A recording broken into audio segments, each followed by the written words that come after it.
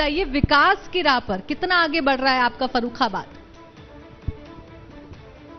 फर्रुखाबाद जिला पहले से अब काफी ठीक हो गया है। जब से भारतीय जनता पार्टी की सरकार बनी है, सड़कों में तो व्यापक सुधार हुआ है। दूसरे शिक्षा के क्षेत्र में भी जो विद्यालय जर्जर अवस्था में थे ग्रामीण क्षेत्र के, अब उनमें बड़ा परिवर्तन हुआ है। अध्यापकों की उपस्थिति बढ़ी है। राशन वितरण व्यवस्था बिल्कुल ध्वस्त थी पिछली सरकारों में। गरीबों को राशन नहीं मिलता था, कोटेदार खा जाते थे। पीडीएस सिस्टम ध्वस्त था। आज गरीबों को विधिवत समय से अनाज मिल रहा है। कानून व्यवस्था में बहुत बड़ा सुधार हुआ है। ये ठीक है कि जहां मनुष्य रहते हैं वहां अपराध तो होते हैं, लेकिन अपराधी तुरंत पकड़े जाते हैं। 2-3-4 दिन के अंदर केस खुल जाता है और अपराधी पकड़े जाते हैं। पहले की सरकारों में अपराध होते थे, एफआईआर नहीं लिखी जाती थी, लेकिन आज वो स्थिति नहीं है। तो कानून व्यवस्था में भी सुधार हुआ है, पब्लिक डिस्ट्रीब्यूशन सिस्टम में सुधार हुआ है, बिजली के क्षेत्र में सुधार हुआ है, शिक्षा के क्षेत्र में सुधार हुआ है। एक बड़ा परिवर्तन दिखाई दे रहा है। ठीक है, लेकिन फिर भी क्राइम के ग्राफ को लेकर विपक्ष असंतुष्ट रहता है और सवाल आप पर खड़े होते हैं। अनिल जी, बाकी तमाम लोगों से मैं बातचीत करूंगी और उनसे उनके क्षेत्र की बात करूंगी, लेकिन आप सुन रहे होंगे किस तरीके से सुशील जी बता रहे हैं, तो आप सहमत हैं इनकी बातों से? बिल्कुल सहमत नहीं है। जिस तरह से आप देख रहे हैं प्रदेश में महिलाओं के साथ, नौजवानों के साथ, दलितों के साथ किस तरह से अन्याय और अत्याचार हो रहा है, वो खुलेआम भारतीय जनता पार्टी के लोग जो बोलते हैं वो कभी नहीं करते हैं, और जो करते हैं वो कभी नहीं बोलते हैं। जिस तरह से प्रदेश का माहौल और खास तौर से कानून व्यवस्था को लेकर किस तरह से छोटी छोटी बच्चियों के साथ जघन्य तरीके से बलात्कार हो रहे हैं, सरेआम दिन दहाड़े गोली मारी जा रही, हत्याएं हो रही हैं, तो ये कानून व्यवस्था ठीक है? इस तरह से अगर ठीक मान दे तो हम तो नहीं कहते ठीक है। नागेंद्र जी, मैं चाहूंगी कि आप इसका जवाब दे दें कि कानून व्यवस्था क्या आप इसे ठीक मानते हैं? और वो सीधे कह रहे हैं कि भाजपा जो कहती है वो करती नहीं है। 2017 में भारतीय जनता पार्टी को जनता ने एक बहुत बड़ा बहुमत 325 सीटें देकर के हमारे अलायंस के साथ दिया था, और उस समय सबसे बड़ा जो मुद्दा था वो कानून व्यवस्था का मुद्दा था। हमें गर्व है अपने मुख्यमंत्री जी पर, जिन्होंने विधानसभा के अंदर कहा था कि अपराधी या तो जेल में होंगे या फिर उस जगह होंगे जहां कोई जाना नहीं चाहता, और उसका यह प्रतिफल हुआ। उसका यह प्रतिफल हुआ, या तो अधिकांश अपराधी जेल भेज दिए गए या कुछ पुलिस के मुठभेड़ का शिकार हुए, शेष बचे बाहर के प्रदेशों में, चाहे बंबई हो, दिल्ली हो, हर जगह अपना रेडी चला करके नौकरी करके भरण पोषण कर रहे हैं। लेकिन कह रहे हैं, अभी एक कई वीडियो सोशल मीडिया पे वायरल हुए थे पश्चिम के, जिसमें वो कह रहा था कि यूपी में योगी सरकार है, इसलिए हम यहाँ रेवड़ी बेच लेंगे, हम यहाँ खोंचा चला लेंगे, लेकिन यूपी नहीं जाएंगे। फिर भी लेकिन नागेंद्र जी, घटनाएं हो जाती हैं, कासगंज जैसी वारदात सामने आ जाती है, ऐसे में कौन सा पुलिस का खौफ है अपराधियों में, जो पुलिस पार्टी पर ही हमला हो जा रहा है? जैसा अभी सुशील जी ने आपको बताया कि जहां समाज, एक उत्तर प्रदेश बहुत बड़ा प्रदेश है, और जहां मानव की घनत्व ज्यादा होगा तो कुछ घटनाएं कहीं न कहीं घट सकती हैं, ऐसा उससे इनकार नहीं किया जा सकता है। लेकिन कहीं अराजकता का माहौल नहीं है, और किसी ने भी अगर उद्दंडता करने की कोशिश की है तो उसका एक हफ्ते के अंदर, मैक्सिमम मैं बता रहा हूं आपको, एक हफ्ते के अंदर ऐसा जवाब दिया गया है। आप जब बात कर रहे थे तो शायद अनिल धोरे जी कुछ कहना चाह रहे थे। अनिल जी, क्या कहेंगे अब इनकी बात पर? माननीय विधायक जी जिस तरह से कह रहे हैं, माननीय मुख्यमंत्री जी ने घोषणा की अपराधी या तो जेल में होंगे या जहां कोई नहीं जाना चाहता वहां होंगे, और सारे अपराधी वहां पहुंच गए हैं। तो जो आज अपराध हो रहे हो, चाहे पुलिस पे, चाहे महिलाओं पे, चाहे अन्य समाज के लोगों पर, तो इसके मतलब भारतीय जनता पार्टी के लोग अपराध कर रहे हैं। इसका जवाब दें भारतीय जनता पार्टी के सरकार। मेजर सुनील जी, सवाल विपक्ष की तरफ से उठ रहे हैं और बहुत सारे आरोप भी लग रहे हैं कि आप अपराधियों पर कार्रवाई तो करते हैं लेकिन पक्षपात भी करते हैं। नहीं, ऐसा बिल्कुल नहीं है। और जैसा हमारे नागेंद्र जी भी कह रहे थे, सुशील जी भी कह रहे थे, ये सरकार आई ही इस मुद्दे पर है, कानून व्यवस्था के मुद्दे पर। और हमारे दोहरे जी जो बता रहे हैं, समाजवादी पार्टी के शासनकाल का अगर हम चिंतन करें, याद करें, तो हमारी माँ बहनें शाम के बाद बाजार नहीं जाती थी। बच्चियां जाती थी तो उनके कान के कुंडल लोग छीन के ले जाया करते थे। आज पूरे प्रदेश में कानून व्यवस्था का सुशासन कायम हुआ है, लोगों का विश्वास बढ़ा है, अपराधी पकड़े जा रहे हैं, अपराधी के खिलाफ कार्रवाइयां हो रही हैं, और जो कानून व्यवस्था में मूलभूत ढांचे में सुधार तो आया ही है, इसके अलावा कुछ नए प्रयोग भी हमारी सरकार ने किए हैं। जैसे माननीय योगी जी ने पुलिस कमिश्नरी की व्यवस्था लागू की है नोएडा में, और शायद एक जगह और लागू की है। ये एक नया कॉन्सेप्ट है। आप बता रहे थे अभी कि भाजपा के लोग ये कर रहे हैं, भाजपा के लोग तो कर रहे हैं। मिशन शक्ति हमने लॉन्च किया है, लेडीज के लिए 1090 हेल्पलाइन लॉन्च की है। ये पहली बार ऐसा हो रहा है महिलाओं की सुरक्षा के लिए कि 24 घंटे एक थाने में महिला के लिए काउंटर लग रहा है, महिला कांस्टेबल उस पर बैठती है, 8-8 घंटे की ड्यूटी में 3 बैठती हैं, और कोई भी महिला आती है अपनी एप्लीकेशन लेकर तो उसकी एप्लीकेशन कंप्यूटर से स्कैन की जाती है, उसको एक टोकन नंबर मिलता है, उस किस कांस्टेबल की उपस्थिति में वो दिएगी उसका नाम लिखा जाता है, विवेचना अधिकारी कौन है उसको अंकित किया जाता है, और उसके बाद कभी भी वो महिला आकर अपना टोकन नंबर बताकर उस केस में क्या हो रहा है, विवेचना किस स्थिति पहुंची है, ये पता कर सकती है। क्या मैं इनसे पूछना चाहता हूं, क्या आपके पार्टी की शासनकाल में ऐसी व्यवस्था थी? आज दूसरे प्रदेशों में योगी जी का उदाहरण दिया जाता है, और अपराधियों में एक वाक्य और कहती हूं, अपराधियों के लिए सिर्फ योगी का नाम ही काफी है। अनिल दोहरे जी इसका जवाब दे दीजिए, फिर आगे मेहमानों के पास जाएं। माननीय विधायक जी ने कहा महिलाओं की सुरक्षा के लिए, समाज की सुरक्षा के लिए 1090 100 नंबर, आप सभी लोग जानते हैं ये कार्यान्वयन, इसकी योजना आदरणीय अखिलेश यादव जी पूर्व मुख्यमंत्री थे, उन्होंने लागू की थी, और आज उनका नंबर बदल देने से ही भारतीय जनता पार्टी की वो योजना हो गई, तो हम नहीं मानते उसको। और उन योजनाओं को 1090 या 112 कर दिया हो, 100 को। उनकी व्यवस्थाएं इतनी खराब हो गई हैं, गाड़ियां एकदम से डीजल नहीं मिल पा रहा है, उनके टायर खराब हैं, समय पे पुलिस पहुंचनी चाहिए, नहीं पहुंच पा रही है, तो वो व्यवस्थाएं तो सुधार नहीं रही है। हमारी सरकार की योजनाओं को अपना नाम दे रहे हैं, और इस तरह से हम आपको बता दें, कन्नौज में तमाम बहुत सारी योजनाएं आदरणीय अखिलेश यादव जी ने तमाम प्रोजेक्ट, तमाम परियोजना की, सिर्फ और सिर्फ इन्होंने एक योजना का 3 बार उद्घाटन किया, चाहे माननीय मुख्यमंत्री हो, चाहे माननीय प्रधानमंत्री जी हो, चाहे केंद्रीय मंत्री हो, एक योजना का 3 बार उद्घाटन किया गया, जिसका उद्घाटन आदरणीय अखिलेश यादव पहले कर चुके थे। अमर सिंह जी, क्यों आप पर ऐसे आरोप लगते हैं कि आप उनकी योजनाओं को ही आगे बढ़ा रहे हैं, उनकी योजना जो उन्हें लेकर आए थे उसका आप उद्घाटन कर रहे हैं, ऐसे आरोप क्यों लगते हैं यहाँ पर? एक सेकंड, मैं एक बात इनसे कहना चाहता हूं। जो आप कह रहे हैं कि नाम बदल दिया, नंबर बदल दिया, आप मुझे एक सवाल का जवाब दीजिए। आप जो कह रहे हो 100 नंबर थी, तो उस 100 नंबर का रिस्पांस टाइम कितना था, क्या आप बता सकते हैं? नहीं, हाँ 20 मिनट, 25 मिनट, 30 मिनट ये टाइम था। आपने शायद आंकड़े देखे नहीं हैं। आप अगर सरकारी आंकड़े देखेंगे तो औसतन 45 मिनट रिस्पांस टाइम था उस गाड़ी का। नहीं, दूरी के हिसाब से समय सीमा निर्धारित थी। हर आज दूरी की एक समय सीमा नहीं रहती है, आप विश्वास रखें। आज 11 मिनट में पहुंच जाती है। अच्छा ये बताएं, 100 नंबर से 112 कर देने से उसमें क्या बदलाव आ गया, ये बता दें। मैं 100 नंबर आम आदमी जानता, जमाने से चला रहा था 100 नंबर, हर आदमी को याद रहता था। पार्टी की जो सरकार है, वो समाजवादी पार्टी के जो लोग हैं, वो केवल सरकार का विरोध करने के लिए करते हैं, सकारात्मक उनके पास कोई तथ्य नहीं है।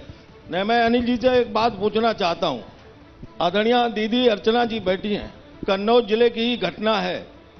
कसाबा में एक भारतीय जनता पार्टी के युवा का सर काटा गया था, किसके आदेश पे काटा गया था, किसकी सरकार थी? 1 मिनट। और कन्नौज में इस सरकार से पहले सांसद और मुख्यमंत्री कोई हो, मैं ये कहने में कतई हिचक नहीं कि अनिल जी का भी कुछ उसमें रोल नहीं था। वहां मिनी मुख्यमंत्री बैठा था जो पूरे कन्नौज को चला रहा था। इस तरीके की घटना उत्तर प्रदेश में एक किसी जनपद में नहीं है, एक किसी विधानसभा में नहीं है। इसलिए अनिल जी ठीक है, इसका आप जवाब दीजिए, फिर अमर सिंह जी के पास जाएंगे। ये हमारे ख्याल से माननीय विधायक जी को चूंकि फरखा रहते हैं, कन्नौज की घटना है इसकी पूरी जानकारी नहीं है। भारतीय जनता पार्टी के लोग किसी घटना को किसी तरह से प्रोजेक्ट करने में माहिर है। ये घटना जो हुई है कन्नौज घटना में मैं तो अनिल जी, उस घटना में मैं मौके पे भी गया तो सुन ले पहले, फिर आप अपनी बात कर लीजिएगा। अर्चना जी आप जवाब दीजिए। देखिए, मैं तो केवल इतना ही जानती हूँ कि अब आप अगर इनकी सरकार इतनी अच्छी थी तो आज इसका पूरा परिदृश्य परिलक्षित हो रहा है कि हम इतने लोगों का जवाब देने के लिए आप अकेले ही बैठे हैं, ये सामने दिखाई पड़ रहा है। अगर इतनी योजनाएं, इतने सफल मुख्यमंत्री, इतनी सफल सरकार, तो आज ये दृश्य क्यों है? ये दृश्य क्यों है, इसको आप समझ लीजिए। दूसरी बात, जो अभी आपने एक बात पूछी थी, किसी भी सरकार के आने के बाद एक विजन होता है, और मुझे लगता है कि जिस समय आपकी सरकार आती है, पूरे उत्तर प्रदेश में एक विजन चला जाता है कि अब जातिवाद की सरकार, अपराध की सरकार, लूट की सरकार, अपहरण की सरकार और जमीनों को दबोचने की सरकार, इस सरकार की परिभाषा ही यही बन जाती है। लेकिन जिस दिन से भारतीय जनता पार्टी का मुख्यमंत्री शपथ लेता है, उसी दिन पूरे उत्तर प्रदेश में एक वातावरण बनता है कि एक ऐसी सरकार आई है जो ईमानदार छवि के साथ काम करेगी, सबका साथ सबका विकास के नारे के साथ काम करेगी, किसी जाति के लिए काम नहीं करेगी, किसी व्यक्ति के लिए काम नहीं करेगी, सबके लिए काम करेगी। ऐसी सरकार, ऐसे सिद्धांत और आदर्शों के साथ भारतीय जनता पार्टी आती है। अभी आपने जी, लेकिन देखिए आरोप तो ये आप पर लगाते हैं कि बुलडोजर चल रही है, तो वो गलत है। अभी आप जो आरोप लगाए, मैं अभी पूछ रही हूँ, ये आप नाम बदलना, ये तो अपने हर सरकार का एक अपना दृष्टिकोण होता है, काम करने का तरीका होता है। ये आपकी भूल है। अगर 100 और 112 में अंतर नहीं था तो आपको क्यों हटा दिया जनता ने? आपको जनता ने क्यों हटा दिया? आप इसका जवाब दीजिए। मैं तो केवल इतना ही जानना चाहती हूं कि अगर आप सारी योजनाएं वही हैं तो आज उन योजनाओं का क्रियान्वयन किस ढंग से हो रहा है और आपके समय पर उन योजनाओं का क्रियान्वयन किस ढंग से हो रहा था? अनिल जी, फिर तो देखिए ये सवाल तो है कि जब इतना ही सब कुछ अच्छा था तो जनता ने क्यों ऐसा कर दिया आपके साथ? कहां पर आपसे भूल हो गई? देखिए, ऐसा है, समाजवादी पार्टी के नेता आदरणीय अखिलेश यादव जी ने सरकार में जनता का पैसा जनता के लिए लगाया, जिससे जनता का विकास हो, जनता की उन्नति हो, किसानों का विकास हो, किसानों की उन्नति हो। जैसे हमारे यहाँ कन्नौज में अभी हमने बताया एक काऊ मिल्क प्लांट बनाया, आदरणीय अखिलेश यादव जी की सरकार में बना था। सेंटर ऑफ एक्सीलेंस वेजिटेबल का सेंटर बना। अमर सिंह जी, देखिए पूरी लिस्ट है अनिल धोरे जी के पास, वो ये बता रहे हैं कि क्या क्या उन्होंने किया और आप नहीं, हम आपसे लिस्ट नहीं, हम आपसे अनुरोध आपसे भी करेंगे। आपके एंकर भी वहां हमारे जनपद में कन्नौज है, सारे प्रोजेक्ट है, किसान मंडी हो, चाहे सोलर प्लांट की बात हो। यही तो आप पर आरोप लगते रहे ना कि आप किसी एक विशेष जिले का ही विकास करते रहे, बाकी जगहों पर आपने देखा नहीं, यही आरोप लगाए आप पर। अमर जी, एक मिनट, इनके एक जवाब दे दें। इनकी जब सरकार थी, सूखा का पैसा आया था आम जनता के लिए। जितनी जमीन पर इटावा और कन्नौज में 17,000 की मिल रही थी, फर्रुखाबाद में 1,700 रुपए की मिल रही थी। जितने की 21,000 जो जमीन की एरिया पर चेक मिल रही थी, फर्रुखाबाद में 1,200 की मिल रही थी। ये अंतर है भारतीय। आप ये देख लीजिए, यह 5 जिले की सरकार नहीं है, अब 75 जिले की सरकार है और एक कानून व्यवस्था अलग है।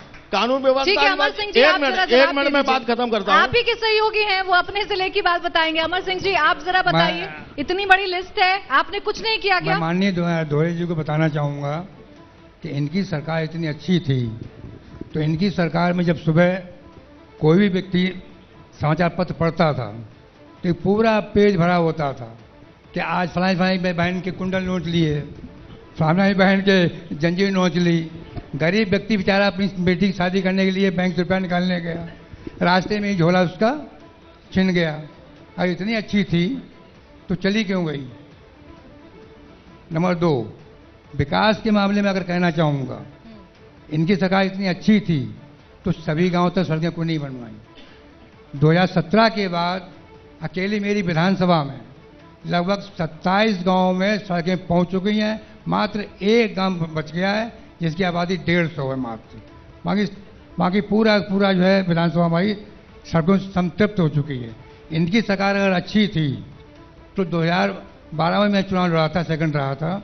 उसके बाद जब मैं गांव में घूमने जाता था तो मैं देखता, जब गांव में घूमता था तो रास्ते में सोचता था कि हे भगवान, गाड़ी के टायर जो है बच जाए तो अच्छी बात है। आज मैं माननीय डोई से कहना चाहूँगा, मेरी विधानसभा में किसी भी गांव में चले जाएं, इनकी कार जो है या मोटरसाइकिल फर्राटे पे अनिल दोरे जी, आप कभी घूमे हैं इनकी विधानसभा में? इतने बड़े बड़े दावे हैं और वो बता भी रहे हैं कि हमने सड़कें बनवाई हैं। हम वही कह रहे हैं, आप काम की बात कर रहे हैं, विकास की बात कर रहे हैं, चाहे फर्रुखाबाद हो, चाहे कन्नौज हो, चाहे इटावा हो, आसपास के जिले हो। समाजवादी पार्टी, हम कन्नौज की बात कर रहे हैं, कन्नौज जनपद से हैं, कन्नौज जिले से आते हैं। कन्नौज जनपद में हम माननीय मुख्यमंत्री से जानना चाहते हैं, और हमारे दो भाई बैठे हैं, बहन बैठी हैं, तो इनसे जानना चाहते हैं, खाली सिर्फ 4 साल के कार्यकाल में और केंद्र के 6 साल के कार्यकाल में कोई 5 काम बता दे हमारे कन्नौज जनपद में ऐसे किए हों जिससे किसानों का हित हो सके, आम जनमानस का हित हो सके, उनका लाभ मिल सके। सिर्फ और सिर्फ एक मिनट सुन लीजिए। आपने 5 काम पूछे हैं। कैलाश जी, आप जवाब दीजिए, फिर अर्चना जी के पास भी जाएंगे। एबीपी गंगा महापंचायत कानपुर में आपने आमंत्रित किया, इसके लिए मैं आप सभी का धन्यवाद करता हूं। 2017 से पहले माननीय अखिलेश जी की सरकार थी और कन्नौज जिला वो अपने खुद का उनका वर्चस्व था। उनकी पत्नी वहां पर श्रीमती डिम्पल यादव सांसद थीं। समाजवादी पार्टी की सरकार में जो समाजवादी पार्टी के कार्यकर्ता थे, पूरे प्रदेश में उन्होंने गुंडागर्दी का माहौल बना रखा था। माँ बहनें सुरक्षित नहीं थीं, दिन दहाड़े लूट होती थी, हत्याएं होती थीं। और जब से माननीय योगी जी की सरकार 17 में बनी है, कैलाश जी देखिए 5 काम उन्होंने पूछे हैं। अर्चना जी, आप 5 काम जरा गिना दीजिए। मैं बता रहा हूँ आपको जी। ये आगरा और लखनऊ एक्सप्रेस वे अखिलेश जी की सरकार में बना। अखिलेश जी अपनी चुनाव की सभा में सौरिक आए और समाजवादी पार्टी के कार्यकर्ताओं ने उनसे पूछा कि भैया यार सौरिक में कट नहीं है तो ये कट बनवा दो।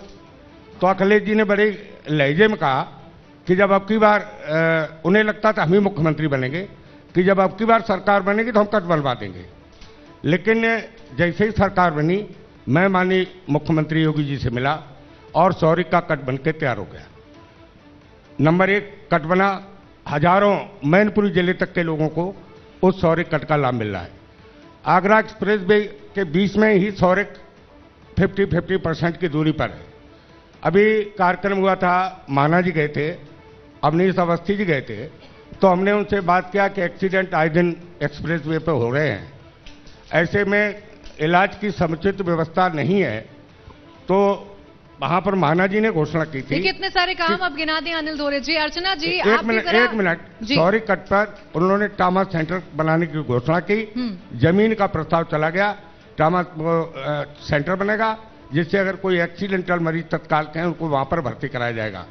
अभी माननीय मुख्यमंत्री जी ने प्रत्येक विधानसभा में एक धार्मिक चिन्हित पर्यटन स्थल चिन्हित करने के लिए कहा। हमारे यहाँ मां अन्नपूर्णा देवी जी का 53 विशाल मंदिर है और उसको हमने उसके लिए दिया है और उसमें बाद सुंदरता का कार्य चालू हो गया है। निश्चित तौर से लाखों लोग कई जनपदों के आते हैं। बिल्कुल, यानी आपकी सरकार ने काम किया है। शायद अनिल दोरे जी आपको दिख नहीं रहा है, इतनी सारी योजनाएं लेकर आए हैं। अर्चना जी, आप जरा इस बात का जवाब दे दीजिए। अब तो देखिए चुनाव भी नजदीक है, किन बातों को लेकर जाएंगे जनता के बीच में? आप ये पूछ रहे हैं कि 5 काम बता दे।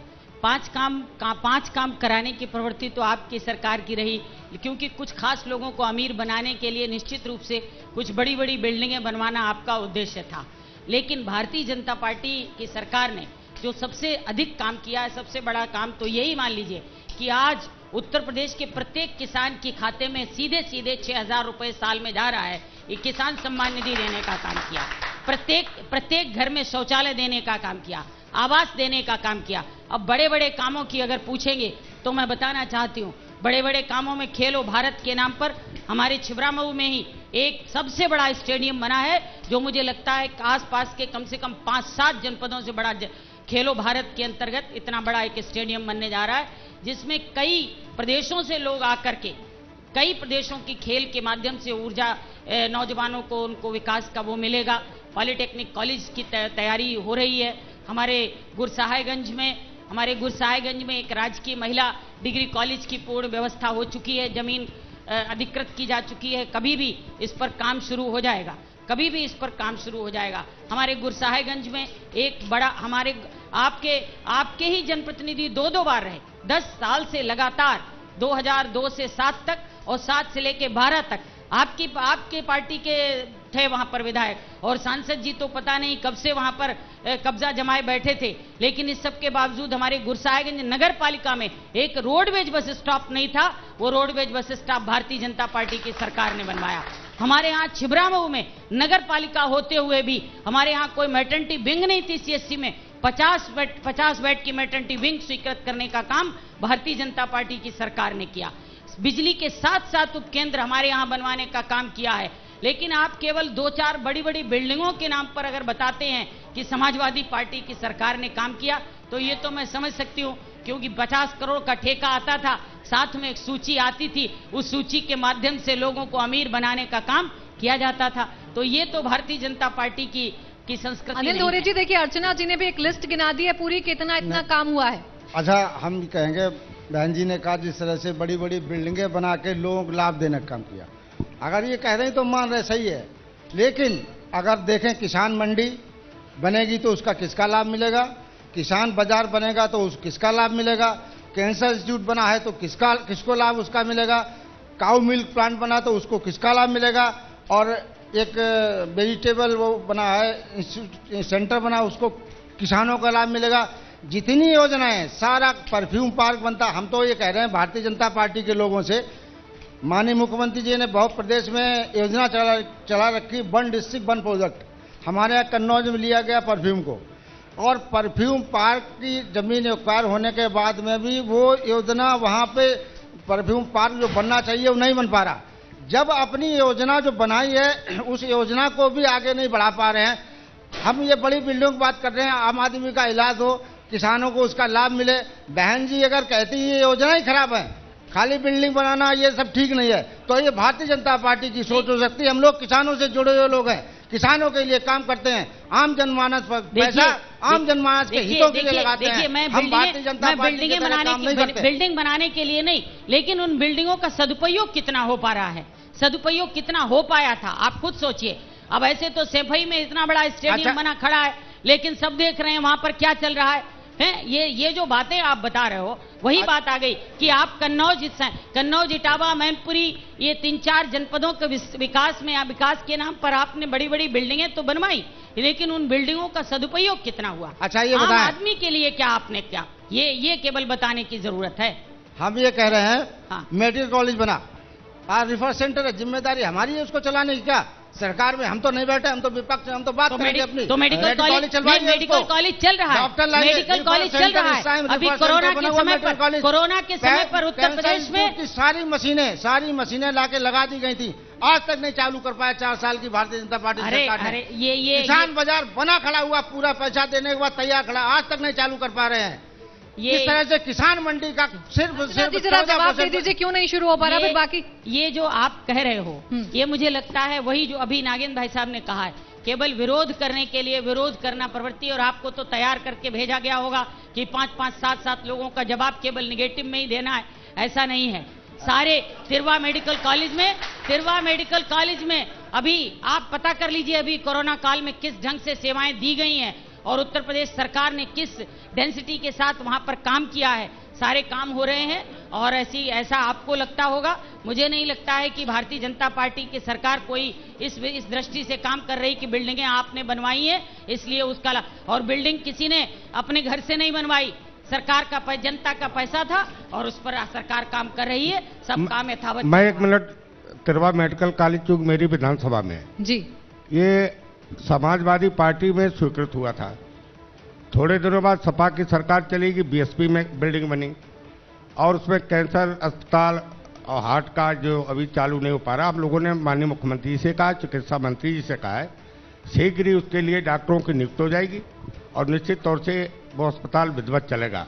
लेकिन माननीय दोरे जी तमाम चीज़ें जो बता रहे हैं, इन लोगों का तो अभी पार्टी का कार्यक्रम रहा होगा तो गांव-गांव ये लोग टोपी लगा के झंडा लगा के घूमे, तो गांव के लोग ये कह रहे थे कि अरे भैया वो पुरानी सरकार वाले गुंडे लोग घूम रहे हैं, ये टोपी लगा के घूमेंगे तो हमें भाजपा को वोट मांगने की जरूरत नहीं पड़ेगी, हम लोगों के पास तो बहुमत भारी संख्या में रहेगा इस सर्व समाज का, इनका लिमिटेड समाज, हमारा सर्व समाज।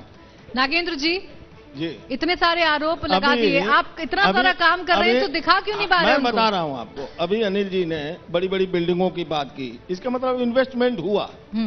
एक इन्वेस्टमेंट का हम उदाहरण देते हैं, आप इसमें आगरा लखनऊ एक्सप्रेस वे पे आते होंगे, ये सिकोहाबाद से चला है, फिर किस तरीके से इसने अपने को राउंड अप किया है जरा इसे देखिए, और कई जिग जैग तरीके से चलाया गया।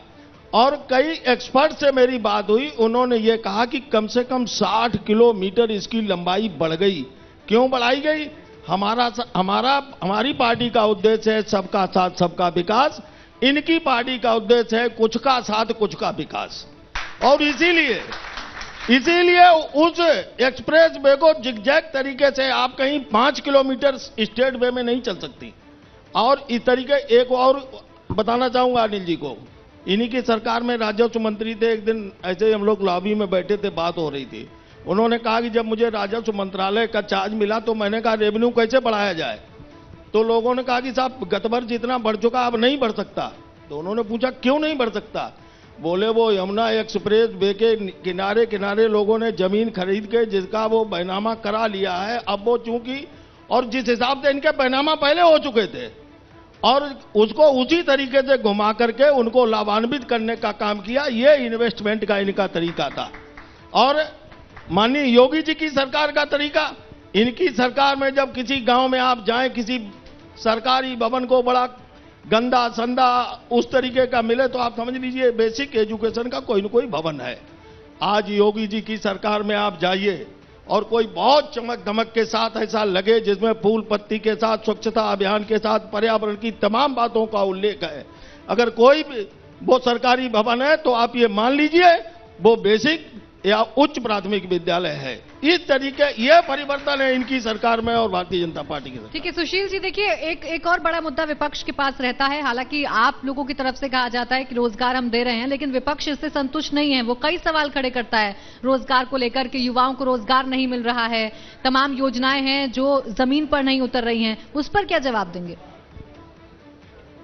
बड़ी मात्रा में प्रधानमंत्री आवास बने, क्या गांव में रोजगार नहीं मिला?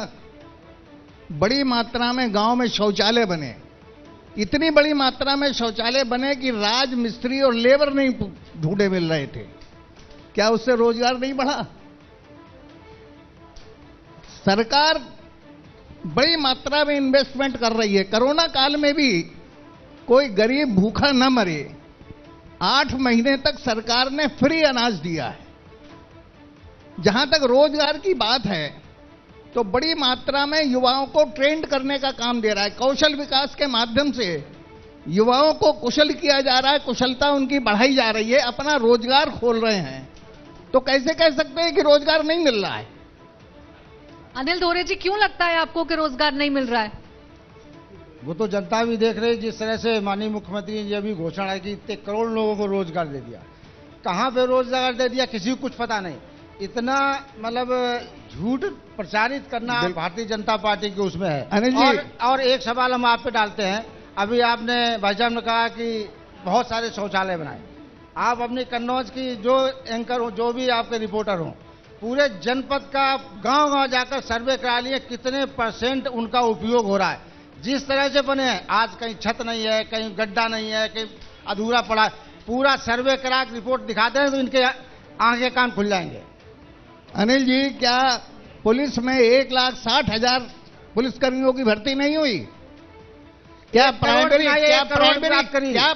एजुकेशन में 1 साल में 1 करोड़ लोगों को आप रोजगार दिया? गिना दीजिए हमें। किसने 1 करोड़ का वादा किया? मुख्यमंत्री जी ने। मुख्यमंत्री जी रिकॉर्डिंग है उसकी, हम झूठ नहीं बोल रहे। 1 साल में 1 करोड़ का कभी वायदा नहीं किया, आप झूठ बोल रहे हैं। वायदा नहीं किया, उन्होंने कहा हमने दे दिए हैं, नौकरी दे दी है, वो गिनाइए ना। मेजर सुनील दत्त जी, रोजगार को लेकर इतनी बहस यहाँ पर छिड़ी हुई है, इतना दिया इतना नहीं दिया, और ये भी आरोप लग रहे हैं कि आप जो योजनाएं लेकर आते हैं उसका इस्तेमाल ही नहीं होता, वो खराब हो जाती है जमीन पर आते आते। नहीं, जैसे अभी सुशील जी ने बताया कि जो विकास कार्य गाँव में हुए हैं उनके माध्यम से रोजगार मिला है, मनरेगा के माध्यम से रोजगार मिला है, डिफेंस एक्सपो जो लगी थी और डिफेंस कॉरिडोर जो बनने जा रहा है, इससे 5 लाख लोगों को रोजगार मिलने जा रहा है। शिक्षक की नियुक्तियों की भाई साहब अभी बात कर रहे थे, वो होने जा रही है। तो इंफ्रास्ट्रक्चर डेवलपमेंट हमारी सरकार कर रही है, तभी तो रोजगार मिलेगा। जो बिजली खराब थी, जैसे आपने बताया, आज हम 24 घंटा बिजली जिला मुख्यालयों पर दे रहे हैं, 18 घंटे गांव में दे रहे हैं। तो इस प्रकार से सड़कों का निर्माण कर रहे हैं, पता नहीं कितने हजारों किलोमीटर सड़क पीडब्ल्यूडी के माध्यम से बन चुकी है। नेशनल हाईवेज बना रहे हैं जिससे कच्चा माल जा सके। 341 किलोमीटर का एक पूर्वांचल एक्सप्रेस वे का निर्माण हो रहा है। एक 640 किलोमीटर का प्रयागराज से मेरठ तक का निर्माण हो रहा है। तो ये जो सब चीज़ें जो बन रही हैं, तो क्या इससे रोजगार सृजित नहीं होंगे? हमारे मुख्यमंत्री जी ने एक बहुत महत्वाकांक्षी योजना उत्तर प्रदेश में लाए, जब उन्होंने इन्वेस्टर समिट आयोजित किया था। 3 समिट हुए, एक इन्वेस्टर समिट हुआ, उसमें 4.68 लाख करोड़ का MOU साइन हुए हैं। तो जब ये MOU साइन होंगे, यहाँ फैक्ट्रीज लगेंगी, तो क्या रोजगार उत्पन्न नहीं होंगे? इसी प्रकार से 2 ग्राउंड ब्रेकिंग सेरेमनीज हुई, उसमें करीब 2 लाख करोड़ का इन्वेस्टमेंट आया है। तो आपने तो सब नौकरियों का कोई साधन ही नहीं छोड़ा था, कुछ ऐसा किया ही नहीं कि जिससे रोजगार मिल सके या उसके सृजन हो सके। हम उस दिशा में प्रयास कर रहे हैं। जी, आप सहमति जता रहे हैं क्या इस बात पर कि आपने कोई अपॉर्चुनिटी छोड़ी नहीं? बिल्कुल सहमति नहीं जता रहे हैं। इनका काम रोजगार देने का सिर्फ है।